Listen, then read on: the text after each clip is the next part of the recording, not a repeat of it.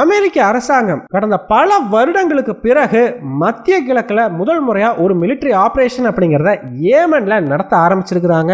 ஆனா அமெரிக்கா இந்த military operation நடத்துறதுக்கு முக்கிய காரணம் ஏமனோ ஹவுதி கிளர்ச்சியாளர்களோ இல்லைங்க, ஈரான் தான். இந்த வீடியோல நம்ம என்ன பார்க்க போறோம் அப்படின்னா, அமெரிக்கா ஏமன்ல நடத்துற இந்த மிலிட்டரி ஆபரேஷனுக்கும் ஈரானுக்கும் என்ன சம்பந்தம், அமெரிக்காவுக்கு இந்த ஒரு மிலிட்டரி இன்டர்வென்ஷன்ல இருந்து அப்படி என்ன கிடைச்சிட போகுது அப்படிங்கறத பார்க்க போறோம். கூடவே அமெரிக்காவினுடைய இந்த திடீர் முடிவுக்கு பின்னாடி இருக்கக்கூடிய காரணம் என்ன அப்படிங்கறதையும் ரொம்பவே டீடைலா இந்த ஒரு வீடியோல பார்த்தலாம். வீடியோவை லைக் பண்ணிக்கோங்க, சேனலை சப்ஸ்கிரைப் பண்ணிக்கோங்க. வாங்க வீடியோக்குள்ள போயிடலாம். அறிவோம் தெளிவோம் உறவுகளுக்கு அன்பான வணக்கங்கள்.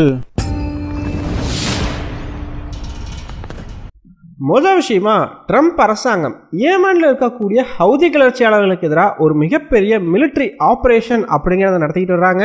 ஹவுதி கிளர்ச்சியாளர்கள் பின்வாங்குற வரைக்கும் எங்களுடைய மிலிட்டரி ஆபரேஷனை நாங்க நிறுத்த மாட்டோம், தொடர்ந்து ஏர் ஸ்ட்ரைக்ஸ் பண்ணுவோம் அப்படிங்கிற மாதிரி அமெரிக்கா சொல்லிட்டு வருது. ஆனா இங்க ரொம்ப முக்கியமான விஷயம் என்ன அப்படின்னு பாத்தீங்கன்னா, அமெரிக்கா ஹவுதி கிளர்ச்சியாளர்களுக்கு எதிராக தாக்குதல் நடத்துறது இது முதல் முறை கிடையாதுங்க.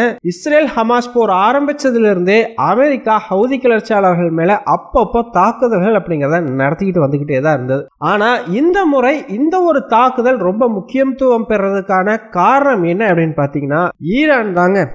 ஈரானை மிரட்டுறதுக்காக மட்டுமே தான் இப்ப ஹவுதி கிளர்ச்சியாளர்களுக்கு எதிராக ஒரு மிகப்பெரிய தாக்குதலை அமெரிக்கா நடத்த ஆரம்பிச்சிருக்குது. என்னப்பா சொல்ற அப்படின்னு கேட்டீங்கன்னா, ஆக்சுவலா இதனுடைய ஆரம்ப புள்ளி அப்படிங்கிறது இந்த அணு ஆயுதம் தொடர்பான பேச்சுவார்த்தைகள் இருந்தே ஆரம்பிக்குதுங்க.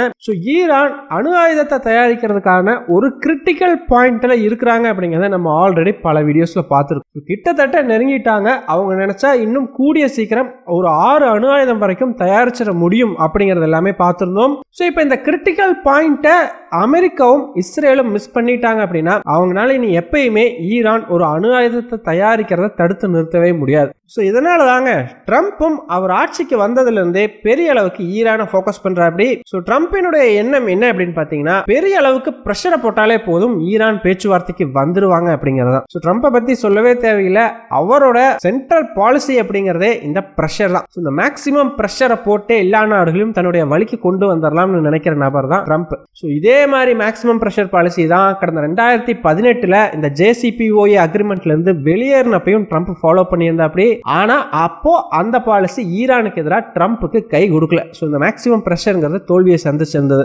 ஆனா ட்ரம்ப் பாத்தீங்கன்னா இந்த முறை மீண்டும் அதே மேக்சிமம் பிரஷர் பாலிசி அப்படிங்கறத ஈரானுக்கு எதிராக ஃபாலோ பண்ண ஆரம்பிக்கிறாங்க. ஈரான் மேல பல்வேறு பொருளாதார தடைகள் இருக்குதுங்கிறது நல்லாவே நமக்கு தெரியும்.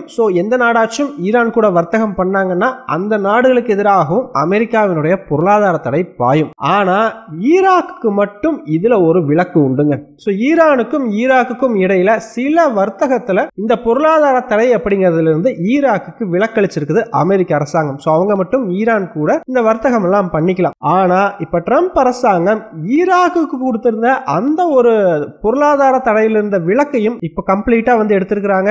இதன் மூலமா இனிமேல் ஈராக்கும் ஈரான் கூட வர்த்தக ரீதியா ஏதாச்சும் உறவு வச்சுக்கிட்டா ஈராக் மேலையும் பொருளாதார தடை அப்படிங்கிறது பாயும். இது மட்டும் இல்லைங்க, ஈரானுக்கு எதிராக இன்னும் பல விஷயங்கள்ல இந்த பொருளாதார தடை அப்படிங்கிறத பெரிய அளவுக்கு போடுறாங்க. இதன் மூலமா ஈரானுக்கு உண்மையிலுமே பிரஷர் அதிகரிக்கதாங்க ஆரம்பிக்குது.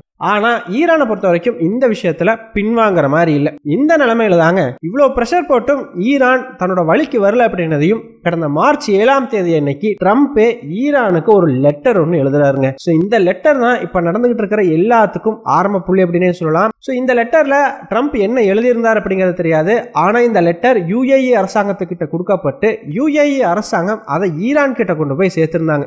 ஆனா ஈரான் அரசாங்கம் பாத்தீங்கன்னா என்னதான் இந்த லெட்டரை ரிசீவ் பண்ணிட்டாலும் அதுல என்ன இருந்துச்சு, அதை படிச்சாங்களா இல்லையா, அதை பத்தின அவங்களுடைய கருத்து என்ன அப்படிங்கிற எதையுமே சொல்லாமே சைலண்டா இருக்கிறாங்க. இப்படிப்பட்ட சூழ்நிலையில தாங்க ட்ரம்பே ஒரு பிரஸ் மீட்ல அதுல அவர் என்ன எழுதியிருந்தாருங்கிறத சொல்றார். இந்த மாதிரி ஈரான் அரசாங்கத்தை நாங்க பேச்சுவார்த்தைக்கு வர சொல்லியிருந்தோம், அப்படி பேச்சுவார்த்தைக்கு வரல அப்படின்னா ஈரானுக்கு எதிராக ஒரு ராணுவ ரீதியிலான நடவடிக்கை எடுக்கிறதுக்கும் அமெரிக்கா தயங்காது அப்படிங்கிறது தான் அந்த லெட்டர்ல இருந்துச்சு அப்படிங்கிற மாதிரி ட்ரம்ப் சொல்றார். ட்ரம்ப் சொன்ன பிறகு அடுத்த ஒரு 2 நாள்லயே, அதாவது கடந்த மார்ச் 12ஆம் தேதி போன வார புதன்கிழமை அன்னைக்கு ஈரானினுடைய சுப்ரீம் லீடரான அயத்தொல்லா அலி காமினி மாணவர்களுக்கு மத்தியில ஒரு ஸ்பீச் ஒன்று கொடுக்குறாப்படி. அதுல அவர் என்ன சொல்றாரு அப்படின்னா, இந்த மாதிரி அமெரிக்கா கிட்ட இருந்து ஒரு லெட்டர் வந்துச்சுதான், ஆனா அந்த லெட்டரை நாங்க படிக்கவும் இல்லை, அந்த லெட்டரை நாங்க பிரிச்சு கூட பார்க்கல, அதுல என்ன இருக்குது அப்படிங்கிறது எங்களுக்கு தெரியாது, அதுல என்ன இருந்தாலும் அதை பத்தின கவலை எங்களுக்கு கிடையவும் கிடையாது, ஏன்னா அமெரிக்கா கூட நாங்க பேச்சுவார்த்தை நடத்த போறது இல்லை அப்படின்ற மாதிரி சொல்றார்.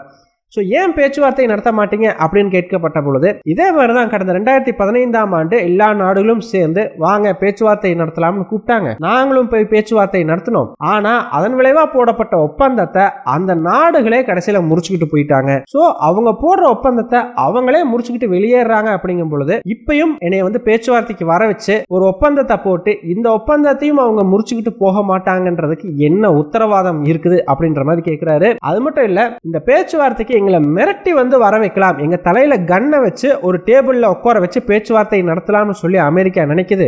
அமெரிக்கா எங்களை மிரட்டலாம் அப்படின்னு நினைக்கிறாங்க. ஆனா அதெல்லாம் நடக்காது. எங்களுடைய அணு ஆயுத கூடங்கள் மேல தாக்குதல் நடத்தப்பட்டா நாங்களும் பதில் தாக்குதல் நடத்துவோம் அப்படிங்கிற மாதிரி ஈரான் சொல்லுது. சோ இந்த நிலைமையில தாங்க ஈரான் இந்த ஒரு விஷயத்தை பொதுவெளியில சொல்றதுக்கு முன்னாடியே அமெரிக்காவுக்கு ரிப்ளை பண்ணிட்டாங்களா என்ன அப்படிங்கிறது தெரியல. மொத்தத்தில் அமெரிக்காவுக்கு ஈரான் ட்ரம்ப் அனுப்பிச்ச லெட்டரை ரிஜெக்ட் பண்ணிட்டாங்க அப்படிங்கிறது மட்டும் தெரிஞ்சிடுது. ஸோ ஆட்டோமேட்டிக்கா அதே புதன்கிழமை அன்னைக்கு அமெரிக்க அரசாங்கம் ஐநா பாதுகாப்பு சபையில ஒரு க்ளோஸ்டு டோர் மீட்டிங் அப்படிங்கிறத கூட்டுறாங்க. இந்த க்ளோஸ்டு டோர் மீட்டிங்ல ஈரானினுடைய அணு ஆயுதத்தை பத்தி தான் பெரிய அளவுக்கு விவாதிக்கப்படுது. ஸோ இதை பார்த்த ஈரான் அரசாங்கம் இன்னும் காண்டாகி போய் அடுத்த நாளே பார்த்தீங்கன்னா இந்த ஒரு க்ளோஸ்டு டோர் மீட்டிங்ல பங்கெடுத்துக்கிட்ட நாடுகளான பிரிட்டன், பனாமா இந்த மாதிரியான நாடுகளுடைய அம்பாசிடர்ஸ் அவங்க நாட்டில் வந்து சம்மன் பண்ணி கூப்பிட்டு என் நாட்டு விஷயத்த நான் இல்லாதப்போ ஒரு க்ளோஸ்டு டோர் மீட்டிங்ல பேசுறதுக்கு நீங்க யாரு? சோ நான் அந்த மீட்டிங்ல இல்ல, ஏன்ட்ட தானே நீங்க பேசியிருக்கணும், நான் இல்லாத இடத்துல போய் எதுக்காக பேசுறீங்க அப்படின்ற மாதிரி கடும் கண்டனங்களை ஈரான் அரசாங்கம் முன்வைக்குது. அதோட நிறுத்தலங்க, ஈரான் அரசாங்கமும் சைனா மற்றும் ரஷ்யா கூட ஒரு ட்ரைலேட்டர் மீட்டிங் அப்படிங்கறத அறிவிக்கிறாங்க.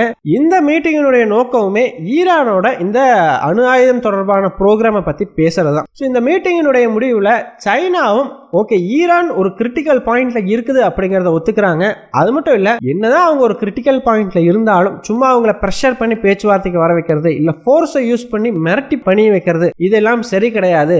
சோ ஈரானை பேச்சுவார்த்தைக்கு வர வைக்கணும்னா ஒரு 5 கண்டிஷன் நாங்க சொல்றோம், அந்த கண்டிஷனை பேஸ் பண்ணி பேச்சுவார்த்தை நடத்துங்க அப்படின்னு சொல்லி ஒரு 5 கண்டிஷனை முன்வைக்கிறாங்க. அதுல ரொம்ப முக்கியமான கண்டிஷன் என்ன அப்படின்னு பாத்தீங்கன்னா, கடந்த 2015ல JCPOA அப்படிங்கிற ஒப்பந்தம் போடப்பட்டது இல்லையா, அந்த ஒப்பந்தத்தை பேஸ் பண்ணி தான் இப்ப போட வேண்டிய ஒப்பந்தமும் இருக்கணும் அப்படின்ற மாதிரி சைனா ஒரு கண்டிஷனை முன்வைக்குது. சோ ஆக்சுவலா அந்த JCPOA அக்ரிமெண்ட்ல உடன்பாடு இல்லாததுனால தான் பாத்தீங்கன்னா ட்ரம்ப் அரசாங்கம் வெளியேறியே இருப்பாங்க. சோ அப்படி இருக்கும் பொழுது இப்போ அதே அக்ரிமெண்ட்டை பேஸா வச்சு இன்னொரு புது அக்ரிமெண்ட்டை போடணும் அப்படின்னா கண்டிப்பா ட்ரம்ப் ஒத்துக்க மாட்டார் இல்லையா. சோ இந்த இடத்துல தாங்க பிரச்சனை சூடு பிடிக்க ஆரம்பிக்குது. அமெரிக்காவை பொறுத்த வரைக்கும் ஈரான் மேல மேலும் பிரஷர் போடணும் அப்படிங்கிறதுக்காக ஒரு சான்ஸுக்கு வெயிட் பண்ண ஆரம்பிக்கிறாங்க. அவங்க எதிர்பார்த்த அந்த ஒரு சான்ஸும் அவங்களுக்கு கிடைக்குது. ஏமன்ல இருக்கக்கூடிய ஹவுதி கிளர்ச்சியாளர்கள் காசாவுக்கு இஸ்ரேல் அரசாங்கம் அவங்க சொன்ன மாதிரி உதவி பொருட்களை உள்ள அனுப்பல அப்படின்னு சொல்லி மறுபடியும் நாங்க செங்கடல் பகுதி மேல தாக்குதலை நடத்த போறோம் அப்படின்ற ஒரு அறிவிப்பை வெளியிடுறாங்க. இதுக்கு தாண்டா நான் வெயிட் பண்ணிட்டு இருந்தேன் அப்படிங்கிற மாதிரி அமெரிக்க அரசாங்கம் உடனடியா ஹவுதி கிளர்ச்சியாளர்கள் மேல ஒரு தாக்குதலை அறிவிக்கிறாங்க. அதுவும் இடைவிடாத தாக்குதல். இந்த மிலிட்டரி ஆபரேஷன் அப்படிங்கிறது ஹவுதி கிளர்ச்சியாளர்கள் பின்வாங்குற வரைக்கும் நிக்காது, அவங்கள கம்ப்ளீட்டா முடிச்சு கட்டிட்டு தான் நிறுத்துவோம் அப்படின்ற மாதிரி ட்ரம்ப் அறிவிக்கிறார். இது எதுக்காக இந்த ஆபரேஷனை நடத்துறீங்க அப்படின்னு கேட்கும் பொழுது, கடந்த ஒரு வருஷமா செங்கடல் பகுதியில் அமெரிக்கா வர்த்தக கப்பல்ல இருந்து அமெரிக்காவினுடைய எந்த கப்பலுமே சேஃபா பயணிக்க முடியல. அப்படி சேஃபா பயணிக்க முடியாத சூழ்நிலையை இவங்க உருவாக்கி இருக்கிறாங்க. இனிமேலும் நான் அதை அலோவ் பண்ண முடியாது, அதனால இந்த மிலிட்டரி ஆபரேஷனை அறிவிச்சிருக்கிறேன் அப்படின்ற மாதிரி ட்ரம்ப் சொல்லியிருக்கா. அப்படி ஆனா ட்ரம்பினுடைய உண்மையான நோக்கம் என்ன அப்படின்னு பாத்தீங்கன்னா, ஹவுதி கிளர்ச்சியாளர்கள் மேல பிரஷர் போடும் பொழுது, இந்த தாக்குதல்களை பெரிய அளவுக்கு நடத்தும் பொழுது ஆட்டோமேட்டிக்கா அது ஈரானுக்கு ஒரு பெரிய பிரஷரா மாறும். ஏன்னா ஈரானை பொறுத்த வரைக்கும் இப்போ அவங்களுக்கு பெரிய சப்போர்ட்டா இருக்கிறது இந்த ஹவுதி கிளர்ச்சியாளர்கள் தான். ஹமாஸோ ஹெசபுல்லாவோ பாத்தீங்கன்னா இனிமேல் ஈரானுக்கு பெரிய அளவுக்கு கொஞ்சம் காலத்துக்கு உதவிகரமா இருக்க முடிய போறது இல்ல. அப்படிப்பட்ட ஹவுதி கிளர்ச்சியாளர்களையும் இப்போ அமெரிக்க அரசாங்கம் பெரிய அளவுக்கு தாக்குதலை நடத்தி பெரிய டேமேஜை கிரியேட் பண்ணிட்டாங்க அப்படின்னா ஈரானினுடைய உதவிக்கு வெளியிலிருந்து எந்த ஒரு ஃபோர்ஸுமே வராது.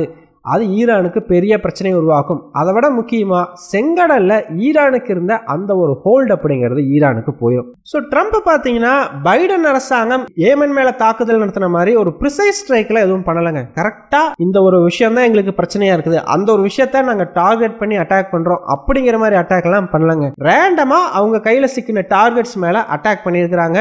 ஸோ இது ஈரானுக்கு ஒரு மிரட்டல் மாதிரி. நீங்க பேச்சுவார்த்தைக்கு வரல அப்படின்னா நாங்க இந்த தாக்குதலை ரொம்ப பிரிசைஸா ஏமன்ல இருக்கக்கூடிய ஹவுதி லீடர்ஸை டார்கெட் பண்ணி பண்ணுவோம். ஸோ அப்படி பண்ணும் பொழுது அது உங்களுக்கு இன்னும் பிரஷர் அதிகரிக்கும். இப்பயே பேச்சுவார்த்தைக்கு வந்துருங்க அப்படிங்கிறதான். ஸோ ஈவன் ட்ரம்பே வந்து சொல்லியிருந்தார் ஈரானுக்கும் இந்த விஷயத்துல நோட்டீஸ் கொடுத்துருக்கோம் அப்படின்னு சொல்லி. எதுக்காகனா சிம்பிள், ஒரு மிரட்டல், வாங்க பேச்சுவார்த்தைக்கு வாங்க அப்படின்ற ஒரு மிரட்டல் தான். ஸோ கண்டிப்பா இது ஈரானுக்கு இன்னும் பிரஷரை பெரிய அளவுக்கு அதிகப்படுத்தும். ஸோ இதுதான் ட்ரம்பினுடைய நோக்கமே. ஸோ ட்ரம்பினுடைய இந்த மேக்ஸிமம் பிரஷரை ஈரான் எப்படி சமாளிக்க போறாங்க அப்படிங்கிறத நம்ம வெயிட் பண்ணி தான் பார்த்தாகணும். ஸோ ஃபைனலா நீங்க என்ன நினைக்கிறீங்க? ட்ரம்போட இந்த மேக்ஸிமம் பிரஷர் பாலிசி என்னதான் முதல்ல தோல்வியை சந்திச்சிருந்தாலும் இப்போ அவருக்கு கை கொடுக்குமா, இல்ல இப்பயும் தோல்வியை தான் சந்திக்குமா? உங்களுடைய கருத்துக்கள் என்ன அப்படிங்கிறத மறக்காம கமெண்ட்ஸ்ல சொல்லுங்க. நன்றி.